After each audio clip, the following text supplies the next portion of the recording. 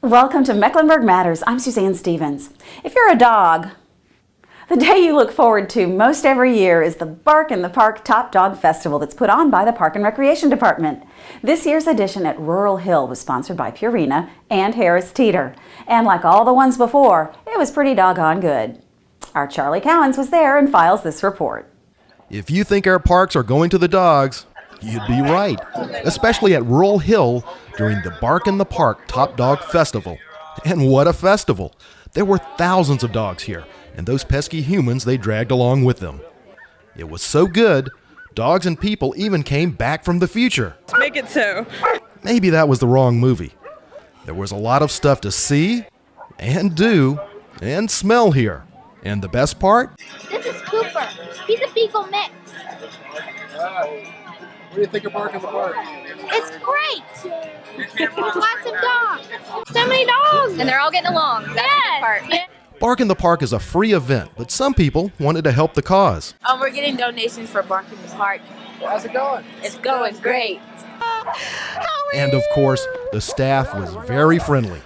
Up in the front, they're doing the smallest dog contest. I have seen the most beautiful dogs that I've ever seen. Makes me want to take one home. I'm thinking about it. If you came without a four-legged friend, you could start on the road to adoption. We haven't been able to get any dogs out yet, but we've got applications in, which is good. We can hopefully get some dogs moving. Harris Teeter and Purina were the main sponsors, and the line to get into their tent was pretty doggone long.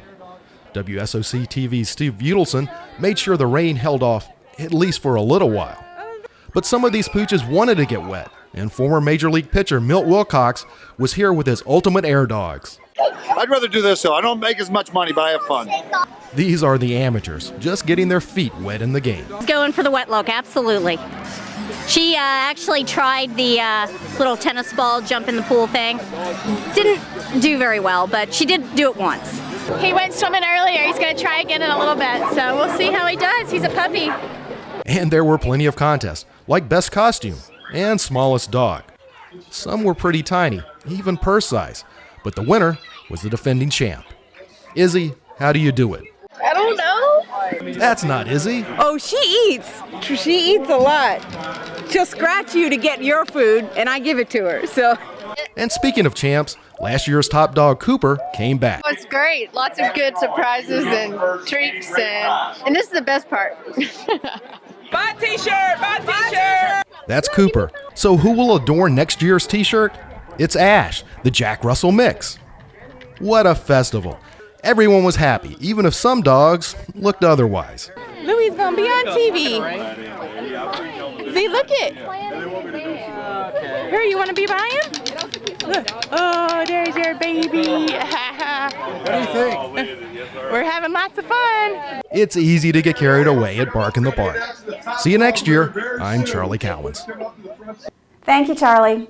Now, if you adopted a dog at the festival, you might want to check out one of the 6 dog parks that Park and Rec operates. Would you like to know more? Well, check out parkandrec.com. That's where you can find the Get Going guide to see all the programs you can use to recreate all year. The park system includes greenways, rec centers, aquatics if you like to swim, and nature centers, as well as over 200 parks. That's parkandrec.com.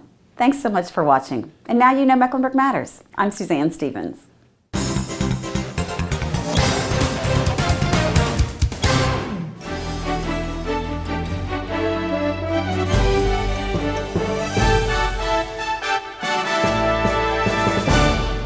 In 1988, I was on the Charlotte Hornets when we played our first game. More than 23,000 fans swarmed into the Coliseum to see the new team play. The Hornets sold out 364 consecutive games at the Hive. Fans had a lot to cheer about with star teammates like Kelly Chapuka, Muggsy Bogues, and later Alonzo Mourning and Larry Johnson. The franchise moved to New Orleans in 2002. In 2004, Charlotte got another team, the Bobcats, who will bring back the buzz by reclaiming the Hornets name next season. Hornets fans were great to me, and I'm proud to say that I still hold several records, including the most three-pointers in Hornets history. DC for 3.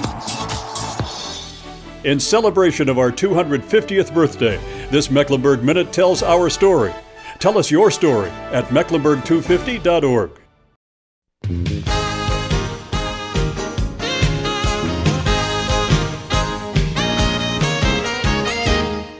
Welcome everybody to Mecklenburg Matters. I'm Suzanne Stevens.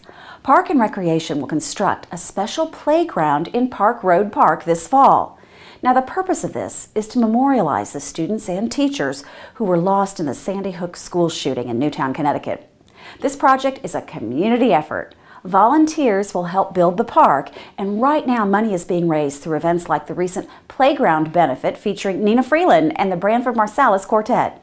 We're going to show you a little bit of that concert that was held in Freedom Park. But first, take a look at how students at Pinewood Elementary School helped create the design.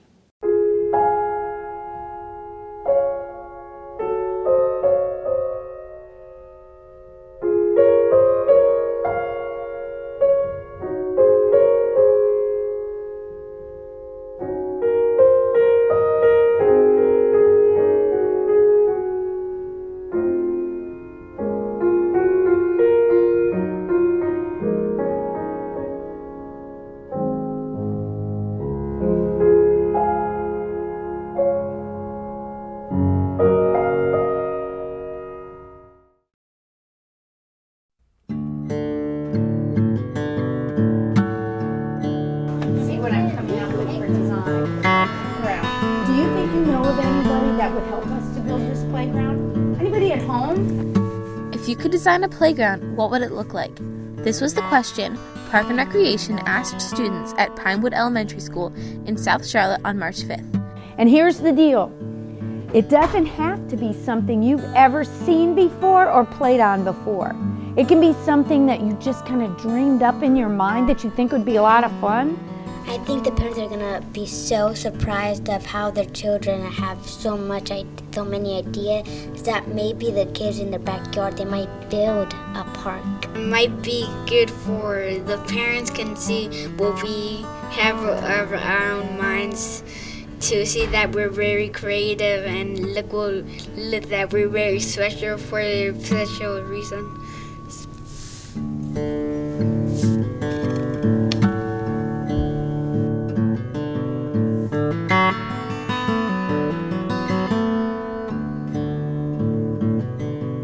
The department is working with a design firm to construct a playground in Park Road Park, honoring students and teachers lost in the Sandy Hook school shooting. What if I know that I'm going to be doing this?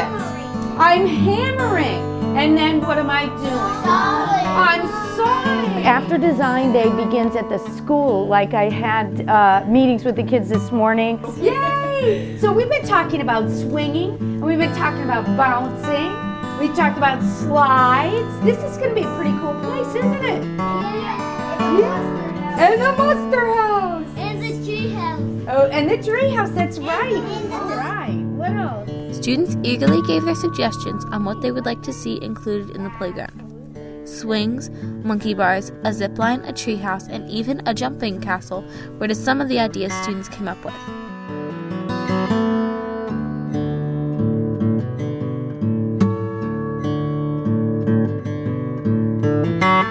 We always have a celebration at the end of design day where the kids get a chance to come back. I ask them to bring their parents and invite their friends and family so that they can have a chance to share with them not only the design that they helped me to create, but also to see how they can get involved in the community built aspect of what we do. It's an opportunity to see the process of what we do, look at the timeline of when we want to do it, who's involved in it here locally, and to sign up and volunteer if they'd like to help us now as we're organizing, and then later on for the build also. The design day concluded with a celebration at the school where drawings were displayed to the community. It's a good thing. We're supposed to be building a playground at Park Road Park for the children, for the neighborhood, and I believe it's a good thing.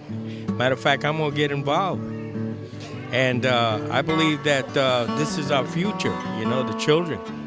I got 2 boys at home, and, this is our future, the children of the world.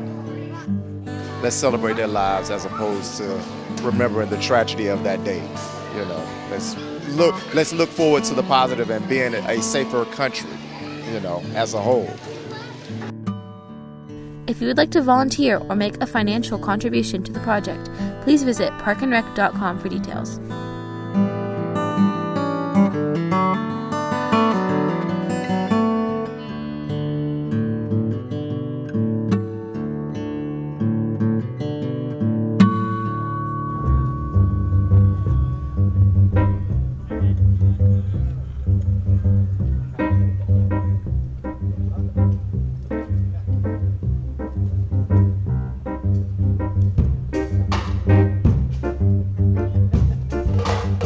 Freedom Park was the place to be for live jazz on a beautiful Saturday in June. Thousands gathered around the bandshell under the stars to listen to the smooth sounds of Nina Freeland and the Bradford Marcellus Quartet. Dream beside me in the midnight glow. The lamp is low. Dream and watch the shadows come and go. The lamp is low. While you linger in my arms, my lips will sigh, I love you so. Dream the sweetest dreams you'll ever know. And it was all for a great cause. Well, we're here for a great cause, and that's to help raise funds for Memorial Playground to memorialize the tragedy of the Newtown tragedy in Connecticut. There's so many tragedies in the world today, and anytime we as Americans can come together in support of our neighbors, near and far, it's a wonderful thing. I think it just shows the spirit of our country and how we do rally when it's needed.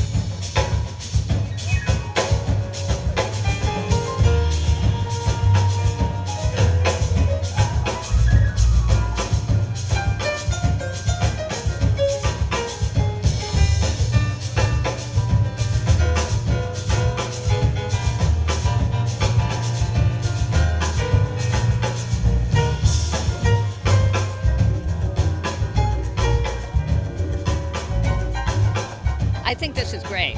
I mean, I love Freedom Park. I'm a fan of jazz music. I think it's a great cause, and my husband and I were from Connecticut originally. It really hit us hard, especially since we have a 6-year-old grandson in first grade. So anything that we can do would be great. And here's the deal. It doesn't have to be something you've ever seen before or played on before. It can be something that you just kind of dreamed up in your mind that you think would be a lot of fun.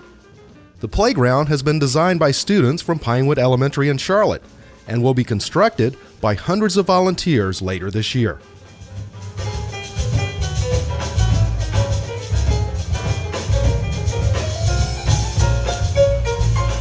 We love volunteering, and I love doing things for kids, especially at calls like that. I think you're doing a great thing.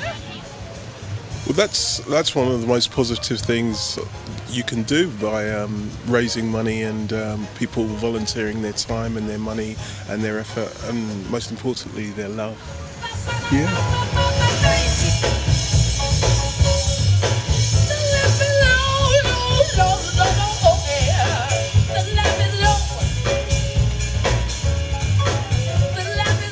For information on how you can help, visit parkandrec.com.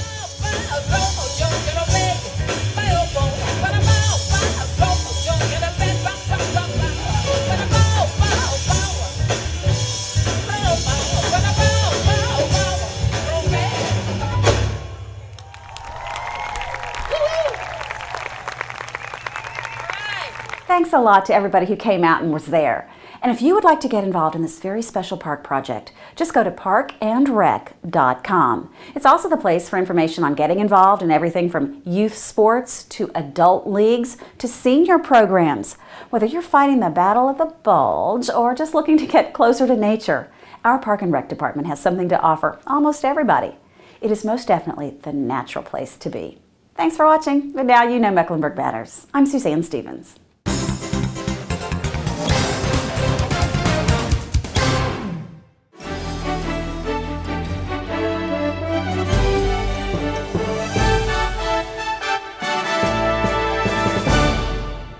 Mecklenburg County was caught in the eye of the storm when Hurricane Hugo turned inland from the South Carolina coast and crashed into the area on September 22, 1989. High winds ripped up trees and tore the roofs off homes. It took weeks to restore power to the area, and safety crews were stretched mighty thin. Yeah, Steve, and not long after my harrowing drive into work at 3 in the morning, WBTV lost power and became one more victim of this massive storm. Yeah, Eric, in fact, the transmission tower at WSOC-TV crashed through the building. I'll tell you, this woke up a few people when this thing hit our station last night. Sustained winds are 80 miles an hour.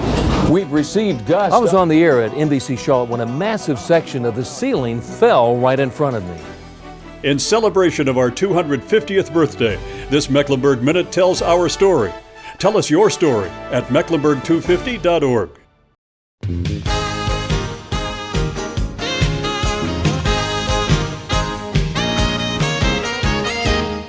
Hey everybody, and welcome to Mecklenburg Matters. I'm Suzanne Stevens. Old misconceptions are very hard to change sometimes. Now, MECLINC is the county department that's tasked with coordinating mental health services for people on Medicaid and those people who don't have health insurance. They recently held an event to plant sunflowers and to change some of the wrong ideas some people have about seeking help for mental illness. Our Gary Black was there and files this report. Take a look.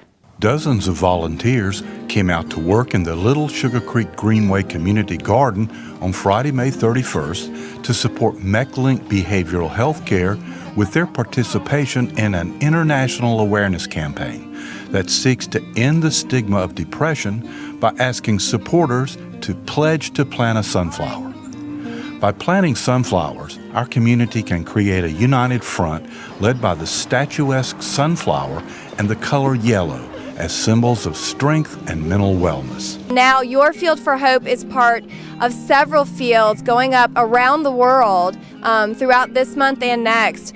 And so it's really going to be a neat thing to watch these be planted and then see these pictures get posted from all around the world of these beautiful sunflower fields really shining, serving as a symbol of light and hope. There's a lot of stigma about mental health and mental illness, and the more that we can have events like this and public support for individuals that have a mental illness and or developmental disability, the better that we can be, and will be much more inclusive as a community, and the stigma will in time fade away and disappear. You know what? We're doing a lot of things right, and we need to build on that. And I think this event is an example of how we build on the model that we are creating here in Mecklenburg County. The day began with a healthy breakfast, then teams of volunteers spread out to prepare the soil for both the planting of seeds and the setting out of sunflower plants. Today was about eradicating the stigma, ending the stigma of mental illness. So many people, the number actually with depression is 350 million across the world. Battle with depression, and the number one reason people do not seek treatment is because of the stigma. They're afraid of what people will think, or potentially losing their job, or just in general not sure what it means, and they don't know how to seek help. So our whole goal is to, through MECLINC Behavioral Health Care, to do whatever we can to work with the community and teach them about mental illness, mental health. If we can attach the color yellow and the sunflower to that and change that imagery and have people recognize that when they're in a depressive episode or when they're having struggles with their mental illness, they think sunflower, they think I can get help, I can get treatment, I can live a hopeful, light-filled life with this illness. The idea for a Field of Hope was created by IFRED, the International Foundation for Research and Education on Depression. For more information, visit ifred.org. In Mecklenburg County, please call MECLINC at 704-336-6404. Thank you very much, Gary, and thanks to all of those who participated. Now, you know, a really good way to keep informed about what your county government is doing is right at your fingertips on the internet. Mecklenburg County NC.gov connects you to county information and services that you can conduct online. Check out who represents you on the Board of County Commissioners, or you could apply to be on an interesting advisory board. It's all at one very easy to remember place, Mecklenburg County NC.gov. Thanks for watching, and now you know Mecklenburg Matters. I'm Suzanne Stevens.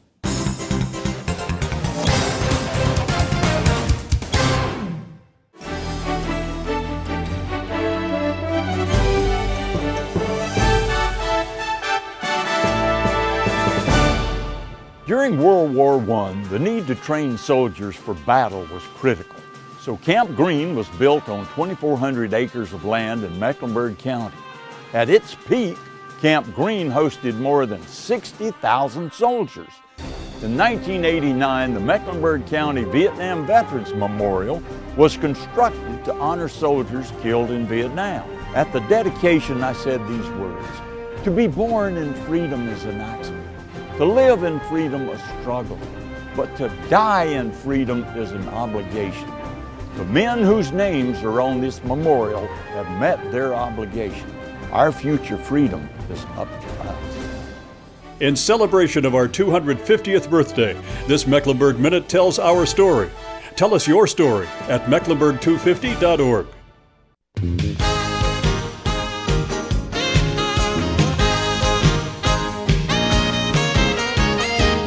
Hi, and welcome to Mecklenburg Matters. I'm Suzanne Stevens. May 20th, 1775 is a very important date. Think about it. It's on the Mecklenburg County flag, did you know that? And the North Carolina state flag. That is the date of the Mecklenburg County Declaration of Independence. Now, there was a huge ceremony at Trade and Tryon to mark the event. And this year also marked the 50th anniversary of an important civil rights march in the Queen City. Our Charlie Cowens was there and files this report.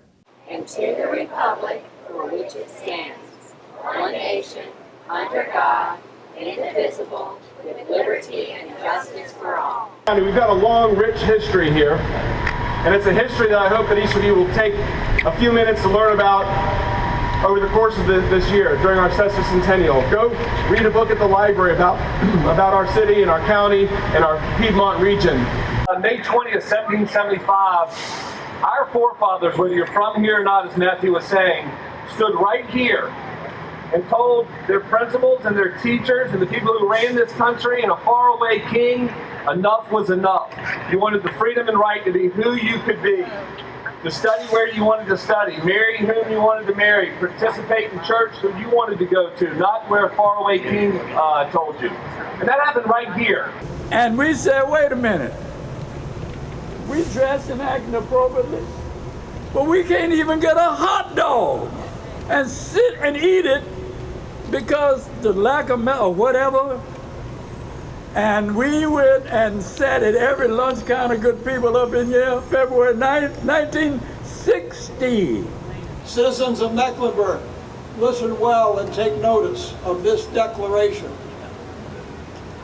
That whosoever directly or indirectly abets or in any way or form countenances the invasion of our rights as attempted by the Parliament of Great Britain is an enemy of this country, of this county, to America and to the inherent and inalienable rights of man. Fire!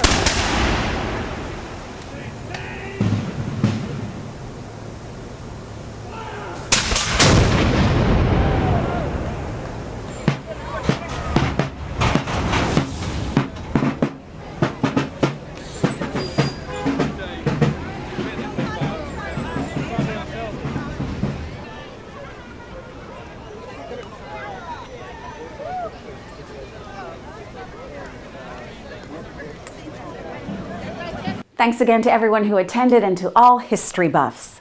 Now, you know Mecklenburg County is a leader in preserving our environment. The Land Use and Environmental Services Agency, or LUISA as it's called, monitors very closely our air and water quality. They also operate recycling centers around the county. Would you like to know more? Just go to mecklenburgcountync.gov. It is the best place to connect with your county government. If you need services, if you need something, or you just want to know what your tax dollars are paying for, check us out on the web at mecklenburgcountync.gov. Thanks for watching, and now you know Mecklenburg Matters. I'm Suzanne Stevens.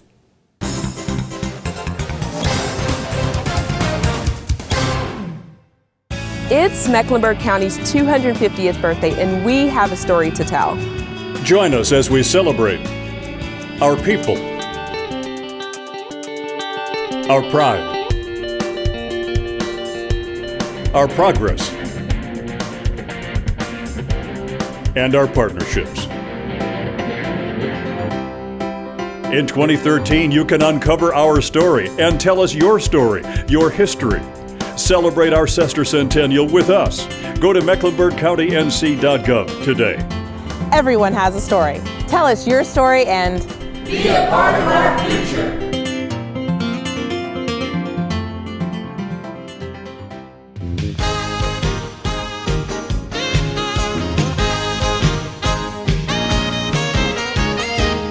Welcome everybody to Mecklenburg Matters. I'm Suzanne Stevens. There are hundreds of children in need of adoption right here in Mecklenburg County. And that's why the Department of Social Services recently held the first annual State Adoption Conference. It was held here in Charlotte. Our Gary Black was there and files this report. I am here to welcome you to our first annual State Adoption Conference, The Journey to Permanence. Mecklenburg County's first annual State Adoption Conference was held on April 19, 2013. This was Mecklenburg's effort to provide education, awareness, and support to foster or adoptive parents, individuals considering adoption, child advocates, social workers, and those sensitive to the plight of children in foster care. Nearly 400 participants from all across North Carolina attended this information-packed day. Also, around 30 vendors set up booths to share their organization's mission, recruit individuals considering adoption, offer giveaways, network, sell books, DVDs, information, and services. You know, Mecklenburg County has worked extremely hard to network and partner with agencies across the state. We've invited all 100 counties as well as private agencies to promote adoption for waiting children. And I'm happy to say that we have 30 vendors registered. After registration and a healthy breakfast, a children's choir from Brookstone Elementary School set the stage for opening keynote speaker Donna Reed. I am the face of a child who was left in the hospital at birth, whose mother said, "I'll be back to get her." I want to thank you because Ms. Reed inspired the audience by sharing her story on how she was adopted and later became an adoptive parent. The conference then provided a wide variety of morning and afternoon workshops that taught effective strategies to parent and support youth in the foster system who are awaiting forever families. Well, I'll try that. Bishop W.C. Martin, whose church made national news by adopting 73 children, inspired the audience by challenging them to create a one church, one child mission. At midday, a hearty buffet was served, and participants were able to network and fellowship with other attendees. Foster parents were recognized for their years of service. Art gallery photographers and Congregation for Kids members also participated in this annual conference and were applauded for their service and dedication to children in care.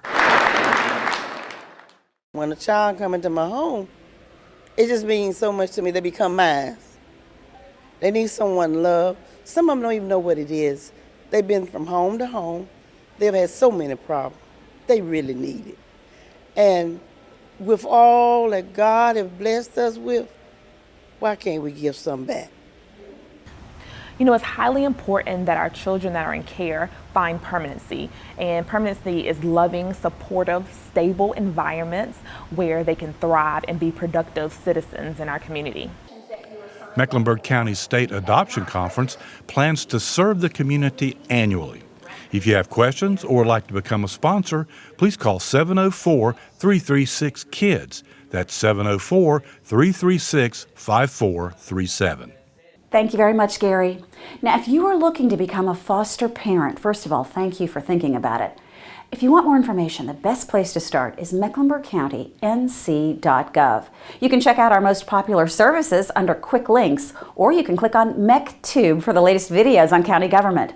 You can also follow us on Twitter or Facebook. Again, all in one place, MecklenburgCountyNC.gov. Thanks a lot for watching. And now you know Mecklenburg Matters. I'm Suzanne Stevens.